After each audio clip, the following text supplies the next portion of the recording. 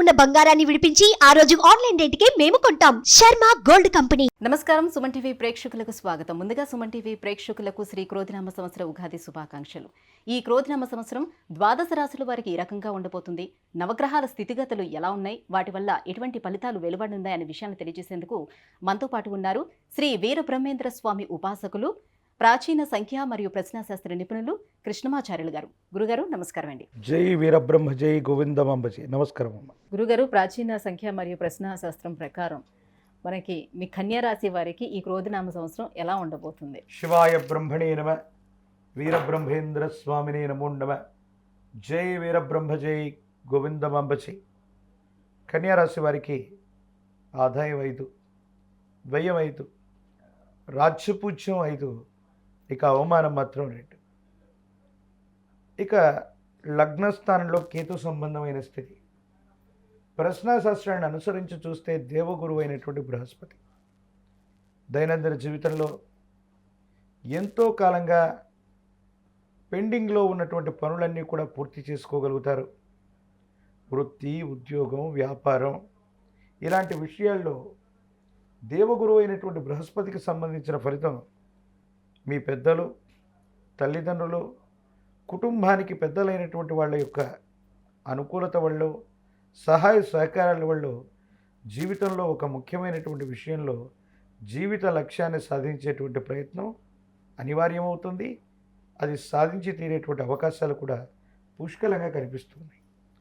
అయితే కొన్ని పరిస్థితుల్లో సకాలంలో నిర్ణయాలు తీసుకోవటం వల్ల ఆలస్యమైనటువంటి తరుణంలో కాలమే సర్పమై ఫలితాన్ని మింగేస్తూ ఉన్నట్టు కొన్ని విషయాల్లో వేగవంతంగా ప్రయత్నం చేయకపోతే మాత్రం కొన్ని చిన్న చిన్న ఇబ్బందులు, ప్రతిబంధకాలు, సమస్యలు వచ్చేటువంటి అవకాశం ఉంది. ఆర్థికపరమైనటువంటి అంశాలు బాగున్నాయి, వృత్తి వ్యాపార సంబంధమైన స్థితిగతులు బాగున్నాయి. కానీ లగ్నంలో ఉన్నటువంటి కేతు అవ్వచ్చు, లేదా ఇతర గ్రహాల యొక్క గోచారవశాత్తు ఉన్న ఫలితాన్ని చూస్తే జీవిత భాగస్వామికి సంబంధించి ఆరోగ్యపరమైనటువంటి అంశాల్లో ఏదైనా ఇబ్బంది రావటం, కలత్ర వంశం, అది భార్య అయిపోవచ్చు లేదా భర్త అయిపోవచ్చు, వారికి సంబంధించినటువంటి కుటుంబంలో వాళ్ళకి మీకు మధ్యలో ఏవైనా వాగ్వివాదాలు జరిగేటువంటి సంఘటనలు ఉన్నాయి.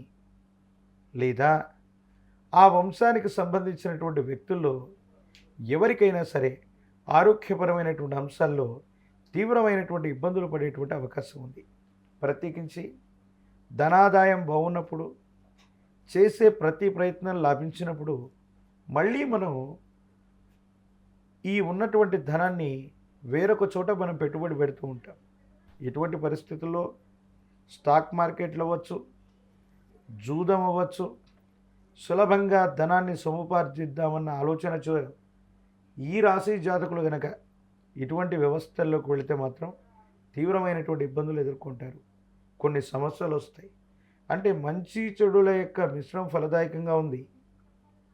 ఇక ముఖ్యమైనటువంటిది, అనుకూలవంతమైనటువంటి అంశం ఏంటంటే ఎంతో కాలంగా చట్టం, న్యాయ సంబంధమైన వ్యవస్థలు, పరిహారం కానటువంటి పెండింగ్ కేసులు ఏవైతే ఉన్నాయో ఇవి తప్పనిసరిగా మీకు అనుకూలవంతమవుతాయి.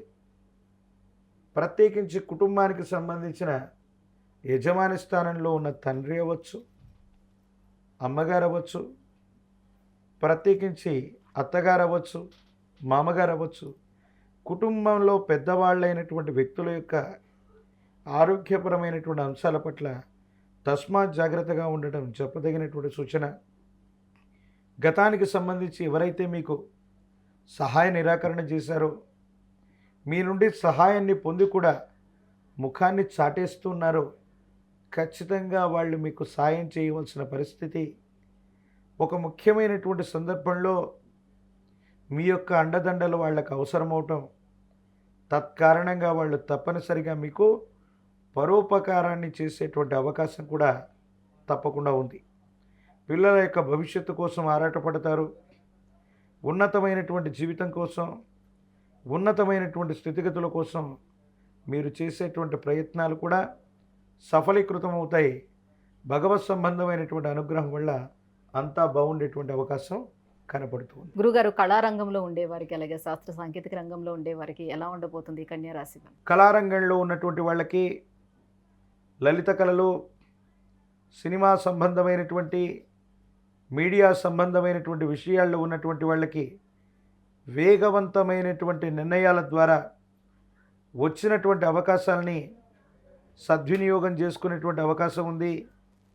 యోగదాయకమైనటువంటి స్థితిగతుల్లో భవిష్యత్తు ఉండేటువంటి అవకాశం ఉంది. కాబట్టి వచ్చినటువంటి అవకాశాన్ని సద్వినియోగం చేసుకుంటే వేగవంతమైనటువంటి ప్రయోజనాలు వచ్చేటువంటి అవకాశం తప్పకుండా ఉంటుంది. ఇంకా ఎటువంటి మెరుగైన ఫలితాల కోసం ఎటువంటి పరిహారాలను పాటించుకోవాలి? ఏ దైవాన్ని ఆరాధించుకోవాలి? లక్ష్మీ నృసింహ మమ దేహి కరావలంబం. ఇది లక్ష్మీ నరసింహ ప్రభుల వారికి సంబంధించిన కరావలంబన స్తోత్రం. లక్ష్మీ నరసింహ ప్రభుల వారిని గనక విశేషంగా పూజించిన, తులసి దళాలతో కట్టిన మాల తులసి మాలని స్వామివారికి అందజేసిన, లక్ష్మీ నరసింహ కరావలంబన స్తోత్రాన్ని అనునిత్యం కూడా పఠిస్తూ ఉన్న, నవగ్రహాల్ని బంధించగలిగినటువంటి మహోన్నతమైనటువంటి అవతారమూర్తి నరసింహ ప్రభు అనుకూలవంతమైనటువంటి ఫలితాలు వస్తాయి.